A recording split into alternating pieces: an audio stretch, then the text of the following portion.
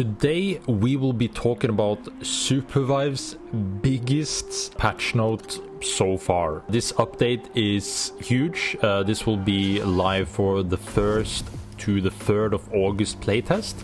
And I'm really excited about it. There is a lot of stuff here. I'll try to condense it so I don't over talk about all of the things. Let's just get right to it. So first of all, this is the cosmetic test. Note, next playtest will be doing a full reset. Inventory, hunter unlocks, etc. Not ranked though. Thank you. Your alpha and RAF rewards will still be credited at some point before our launch. So you know the rewards you gain through the battle pass will still be there if you have gained those. Will be there for launch.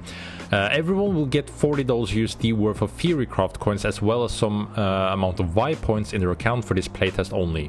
You can use those coins to purchase cosmetics you like in the store. You can use your Vi points to upgrade skins you like, adding color, variants, finishers, or even unlocking everything to get the collector's edition Lux variant. Interesting. The store rotates stock every day. We're curious to see what you buy your fake currency. So this is really cool actually, because they sent out the mail where you got a teaser for basically an Aluna skin and KP skin. I imagine there's gonna be some other stuff, but I'm really hyped about the KP skin at least. It looks sick, and I'll be buying that for sure. But we'll see what else is actually gonna be showing up. I wonder what this even unlocking everything to get the collector's edition Lux variant. Yeah, I'm interested to see what that is. Well, over to controls. Note, your default controls and settings are reset this playtest. Please try out the new default key bindings. This is interesting. Okay, default keybinds have been reset. Interact on E, ability on Q, and powers on F and G. So interact was before on F. Ability was on E, and then powers were on Q and V, if I remember correctly. Yeah, so maybe I'll try it for a bit, but I like having my interaction on F and my ability on E. And I did switch my powers because I have my glider button on V, and then I've kept my powers for Q and C now. So might try it out. We'll see how it looks at least. You can now hold LMB to auto-fire attacks for the following hunters: Jewel, Ship, Bishop, and Void. Yeah, interesting. And also shout out for the people with the suggestion. That's nice. If you don't want to test the key bindings or have complicated settings, move your old files, blah blah blah. Okay, easy way to keep your settings at least. Many abilities will no longer root you on use and will be cancelled if you input a vast direction or displaced or are displaced. These changes affect placing building objects, recalling, bonfire interaction, anywhere but here, and water ball. And I love that, because that has been one of the annoying parts about not being able to cancel your interactions, or as the list mentioned there, easily. So like when I've been playing Kingpin, to cancel stuff out I've been using right click, because you can't really just walk out of it, and then that puts my hook on cooldown, which can be annoying. But I think this is a very good quality of life change. I really like that.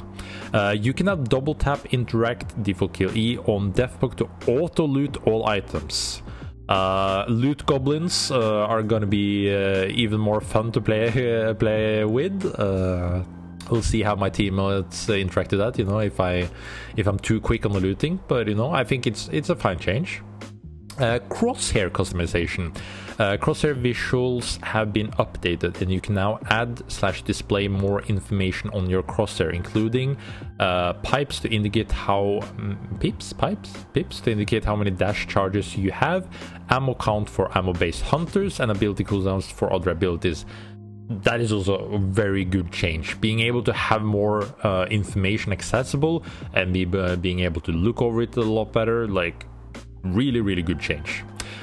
Map and objectives. Soul bosses no longer just spawn on the map with a countdown. Instead, at night soul meteors will spawn, streaking across the sky and spawning a soul boss where they impact. Think supply plane, but instead of presents, monsters. Auto boss spawns now telegraph their location earlier from 30 seconds to 60 seconds. That is nice. A lot of new choke points have been introduced to the map. Pay attention to your pathing. Beacons have been moved or had their surroundings redesigned to be more fortified and memorable. Okay, so that is interesting. So one, with the changes to the souls, I think it's a good thing, because in higher MMR lobbies, depending on your position, it was really hard to just prepare for stuff, because it came pretty quickly and people can like just one-shot them. Now you have 60 seconds to prepare, which is really good. Also interesting with the drop feature. I wonder how that's actually gonna play out, but I think it's an interesting and a good change. Now the choke points and the map changes, I don't know how it's going to look, so I can't really comment on it, but it's going to be interesting to just experience it when we get that for the playtest. The beacons have been moved or had their surroundings redesigned to be more fortified or memorable. This can impact some characters more than others. I wonder if like everything is more fortified or if it's just like changes in general, but I'm looking forward to that. Now, forges are back. Stand in them to repair your armor for free. You will be visible and make a loud sound when repairing. You are vulnerable while repairing.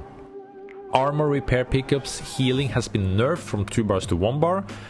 And then, okay, so forges was a thing, yeah, back in the day. Now, forges got removed because they didn't really do anything for the game. You could use it for upgrading and fixing stuff, but didn't really like add anything. I think this is interesting where you can repair your armor for free. That wasn't a thing before. So I think that can be interesting, because now they also nerfed the armor repair pickup. So this will be more for place to actually fix your armor, and you want to be there because it's for free. So like, why would you not want to be there? I think that's a very good change. Hot drop tier 4 armor zones are now randomized. There's a chance all 4 spawn in one zone, or 2-2, or 1-1-1-1. That is very interesting, because before you only had the one hot zone, and then maybe like some people like stacks because of the XP, and somebody go hot zone for the armor. Now potentially, you know, spreading it out more gives more people a chance to contest to it. It was very risky before, because like it was one of the few things that you wanted to do early game. So either you're like, okay, kind of just doing whatever, or you're contesting for the armor. Now giving more options for it is really interesting. My team is always somebody who wants to drop for the tier 4 armor. So it's gonna be, yeah, I like the change. I do like the change to be able to spread it out more. I think it's good. Audio distance. We raised the attenuation, I don't know how to pronounce that, sorry, distance of several gameplay important audio effects. Glider, enemy footsteps, chest opening, grind rails, nuke, and walking on glass. That is interesting. I already thought that the sound was pretty loud, that you could hear a lot of stuff. So now making them even louder will change things for sure.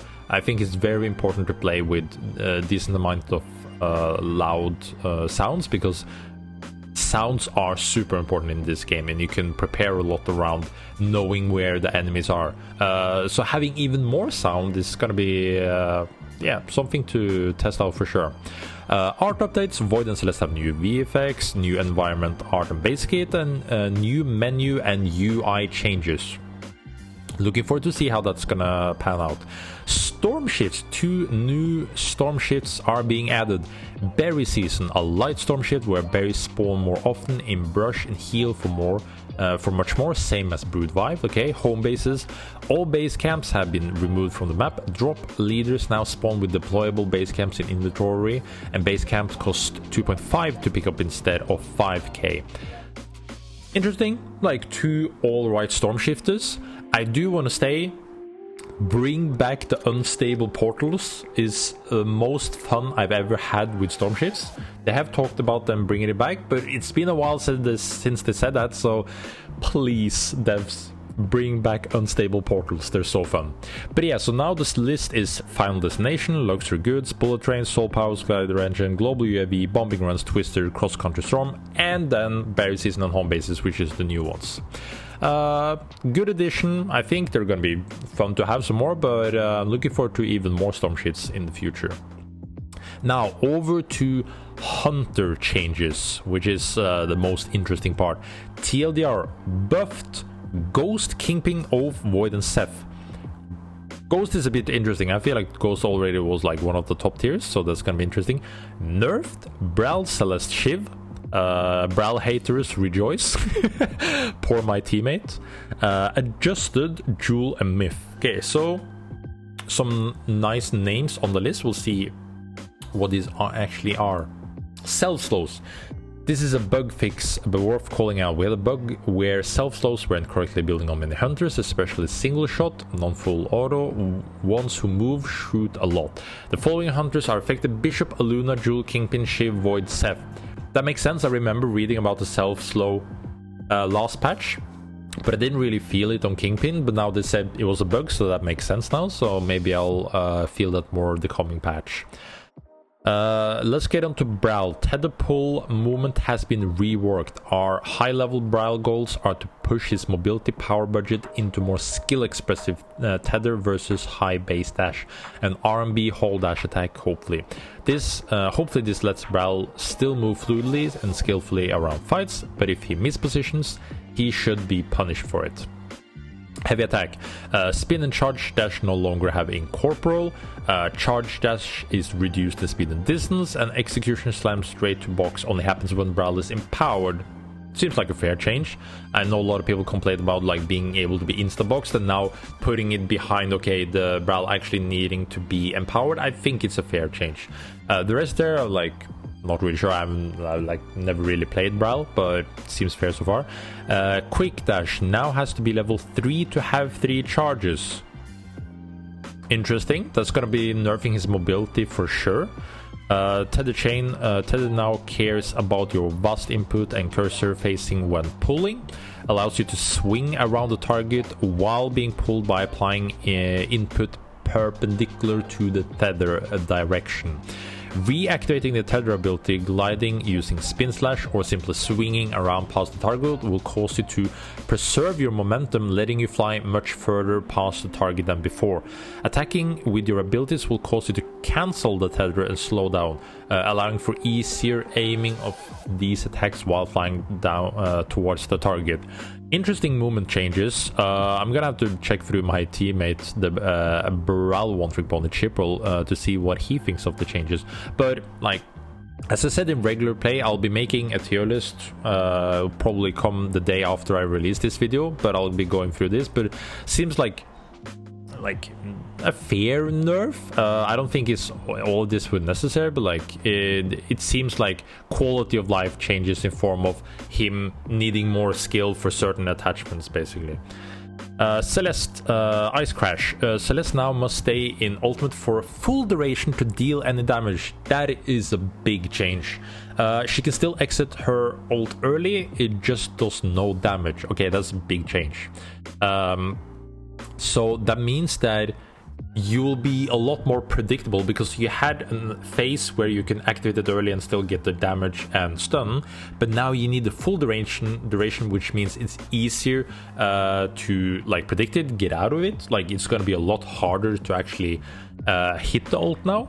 But you can still go out early, which is, I think, is a good thing. But this for sure will hit Celeste. I wonder how this is gonna feel in game, but she still has so much space she can play with. But yeah, it's a big ult nerf for sure.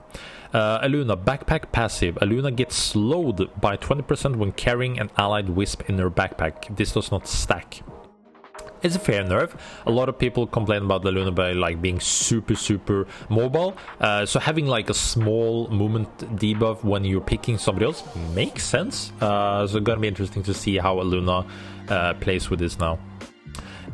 Ghost, Iron Cam, yaw speed increased by 10%, combat slide minimum cooldown lowered by 50%, so you can spot dodge more. I was a little bit afraid when I saw Ghost buff, but like this seems like a small like change. It doesn't do too much, but it's a good change for Ghost overall.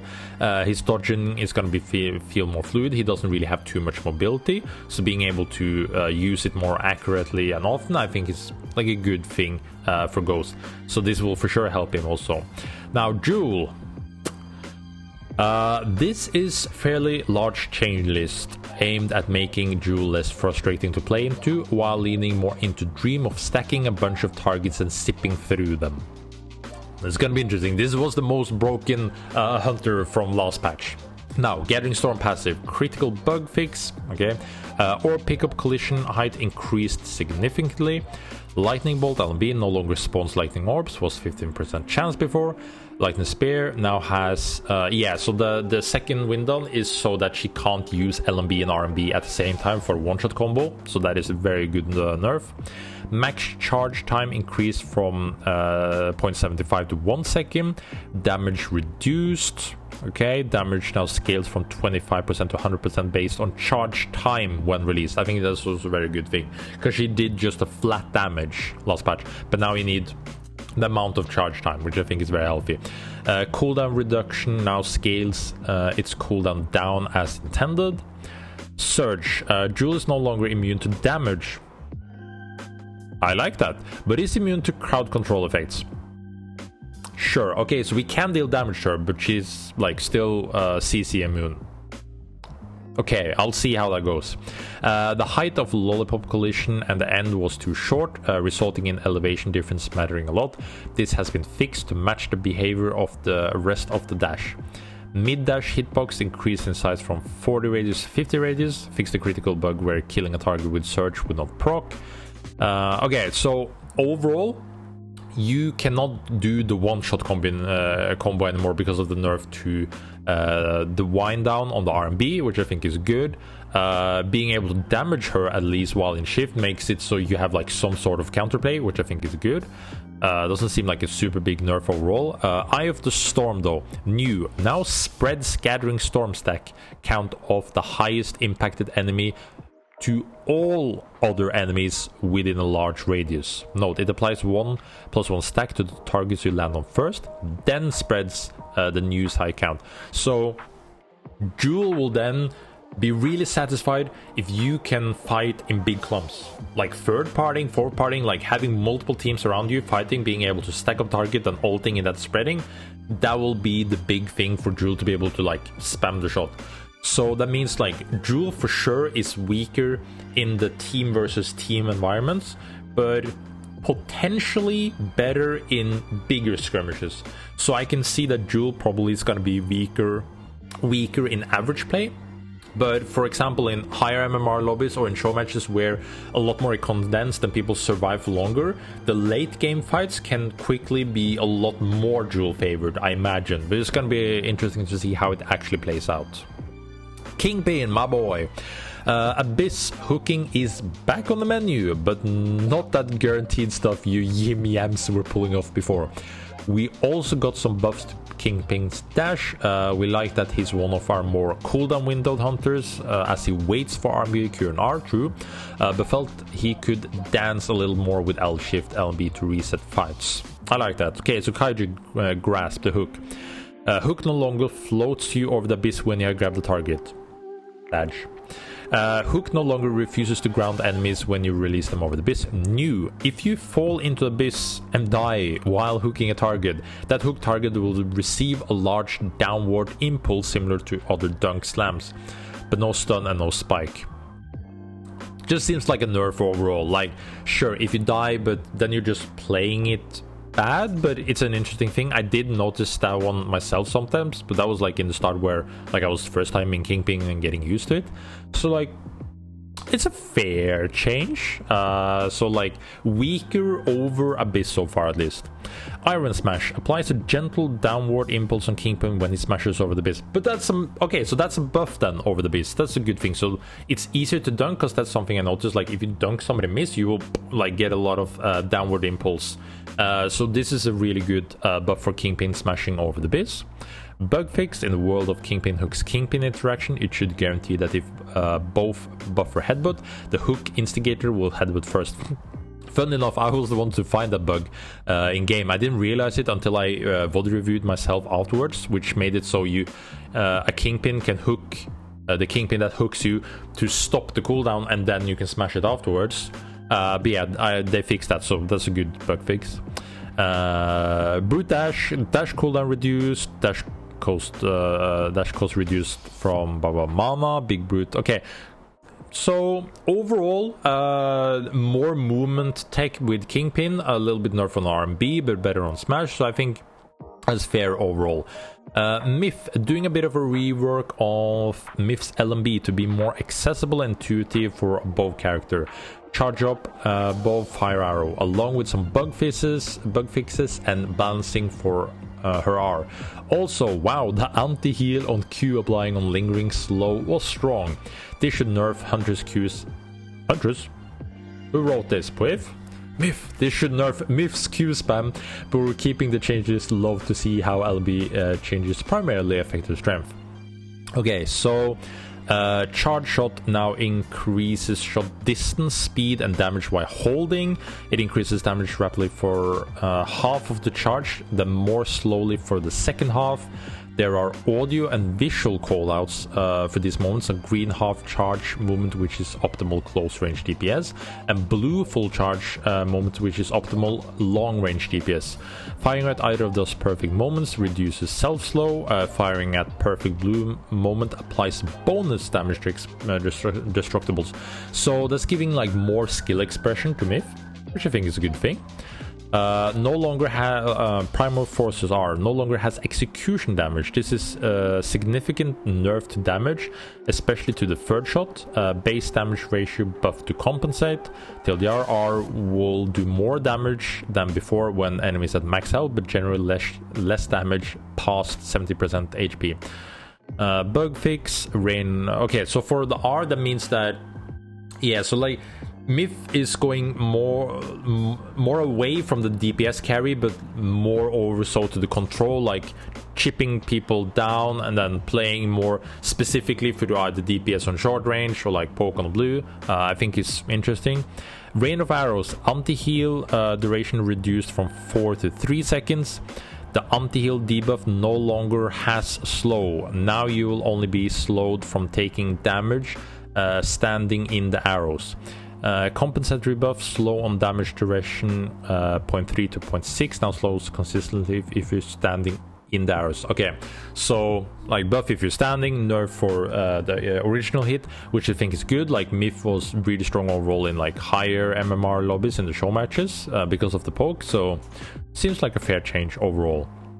Oath, increased toughness from 5 to 7. Toughness is how much Hunter scales with health-based equipment. Full tank build of purples will go from 2.7 to 3.1. That's a big buff overall. Not to mention his shield and heal scale with HP, so it's a nice buff. Good luck.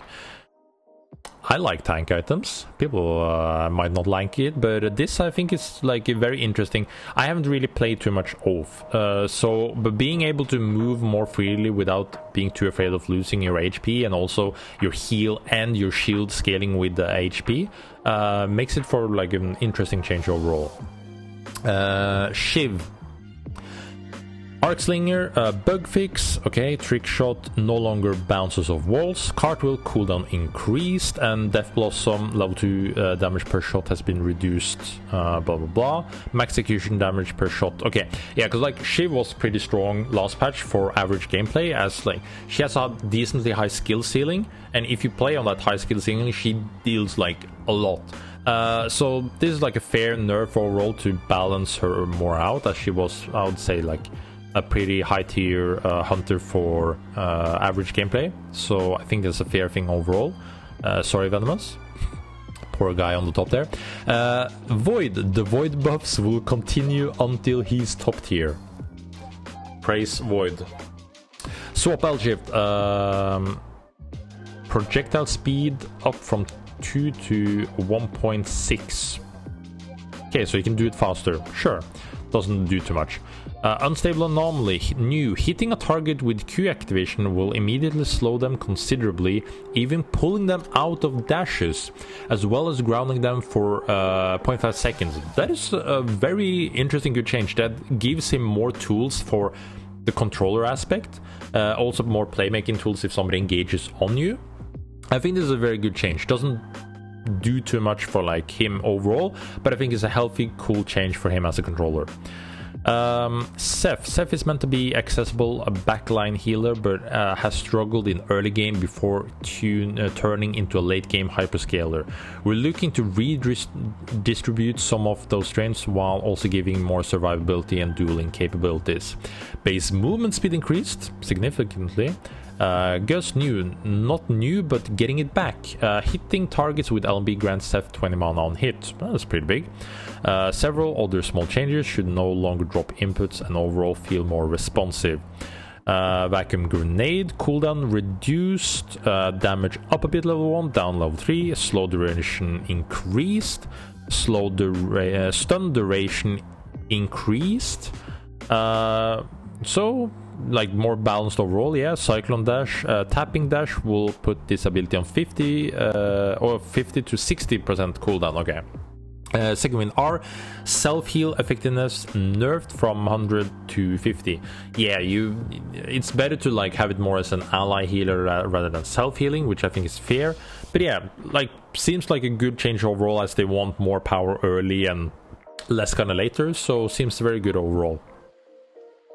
Now over to powers. Now if you want to hear, I'm gonna be making a tier list for all of the hunters, probably video later on, but just remember to subscribe to see those, of course. But yeah, let's get over to the powers.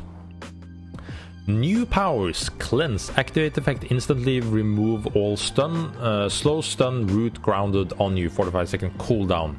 And then you have touch of life, mana and speed, so heal yourself and ally. So when you touch an ally, you heal them, you get a mana, or you give them speed. Crisis Dash resets your movement ability when you go 50% HP. It will not go on cooldown until you take damage while your dash is on cooldown. Tree Suit is like Ghillie Suit, but a tree. You still have collision. Your tree has 1 HP and allows bullets to pass through it, so it's not a real tree. Your allies can punch you as a tree and it will launch you. That sounds fun. That sounds really fun. Also the touch items, so 50% of targets max HP, 40% of targets max mana, decaying. Okay, so I can like see the touch powers be really interesting, like being able to just run around, because like a 10-second cooldown, it's not too much, but like for standoffs, like being able to but for standoffs, always being able to run on each other for like for health and mana, so like poking with those powers sounds really strong. Power balance, creep cloner, cooldown increased, you can't spam it as much, anti-mobility field duration reduced, fair. Chunker cannon charges reduced from 3 to 2, cooldown reduced from 60 to 45 seconds, first boulder delay lowered from 5 to 1.5 seconds. Two-way teleporter cooldown increased from 80 to 100 seconds. Stasis warm-up increased from 0.1 to 0.2. Heal removed, can no longer be reactivated to leave early, no longer has... Okay, that's a huge nerf to stasis. That is a huge nerf to stasis. Like heal removed and can no longer reactivate to leave early. That is a big stasis nerf. Sound wall now has 0.4 second warm up with 20% slow attached to it. So fair balance changes to the other ones around there, but the stasis, that's like a big nerf. Removed powers. While we do want to add new powers to Supervive over time, we also don't want the total numbers of available powers to balloon to infinity. Bottom performing powers gets fired. So adrenaline rush, burning core, mana top grenade, 4 armor, 3 drone, and living armor is gone. I think it's fair.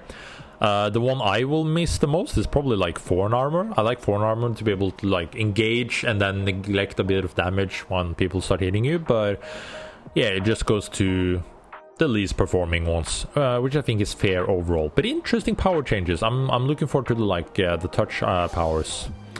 Now, exotic equipment. We're exploring more of the exotic equipment space with items that aren't just a big power, but instead give your team a plan or specific identity. Lots more to experiment within this space, so let us know which sparked joy. Okay, skeleton keyblade. Interacting with a vault instantly opens it. and grants the bonus chest. Emergency boots. Touching hazard will instantly spawn a short duration emergency platform at your feet. Multi-tool. Picking up base camps is fast and free. Repairing ruined beacons is fast and free. That is big, actually. Your team's UAVs show precise locations of enemies. Oh, okay. Note that this will work on global UAVs. Okay, that's very interesting. Golden Gauntlets. Each shop grants you access to high tier item for 777 gold. I wonder if that is a certain joke to something. But that, like, those sound really strong. So I don't care too much about like opening the vault. Like, sure, you get the bonus thing, so saves a bit of time. Hazard thing, not too big, but picking up base camps fast and free is huge. UAVs show precise location, big, and each shop grants. So like the 3 bottom ones are the ones I'm most interested in. And then, yo, there's some arena changes. Arena lovers here. Arena beacons no longer respawn you with armor. Teams may still earn gold and repair their armor during a round. Arena experienced increased 50% for rounds 1, 35 for rounds lost. And that is the patch notes. Holy shit, that was a lot. So, what I want to say is that I will be making another video where I go through the hunters again for placements, in which I think where they go up and down. For the powers and the equipment, I think this sounds very, very interesting. I'm very looking forward to try it out. There is also the cosmetics. It's gonna be fun. The controls, I'm gonna have to see where I'm gonna be, what I'm gonna be doing with that. And yeah, crosshair, like there is just so many changes this patch. I'm really looking forward to change it. I hope I see you and meet you guys in game for the 1st or 3rd of August. And then remember to like and subscribe, and I'll see you guys for the next video. Yo, it's Tom from the future. One more change was added to the patch notes for Arena, fun enough. So, trying to add some depth to Arena strategy without overcomplicating things. We accept that this will make stomps a little stompier, but want to hear if the trade-off is worth it. Finally, some of the changes are coming in hot, so pardon if things get spicy. Evil chests now spawn every other round near the bonfires. Evil chests spawn power from an arena-only table. You may only carry 1 power in this game mode. Evil powers stick with you round over round, but are dropped on death. Getting knocked in sudden death over time means you go straight to death box. Okay, capturing the bonfire grants you your team green armor plus 1k HP repair, so does recapturing. Okay, armor is reset between rounds. You'll not keep the green armor. Fair. Arena becomes beacons no longer respawn with armor. Teams may still earn gold and repair the armor during a round. Wow, okay, that's very interesting changes. Like, this will change up Arena overall. Maybe I'll try out a few rounds of Arena. Interesting changes, maybe get some more life in there, but that's me from Tom from the future.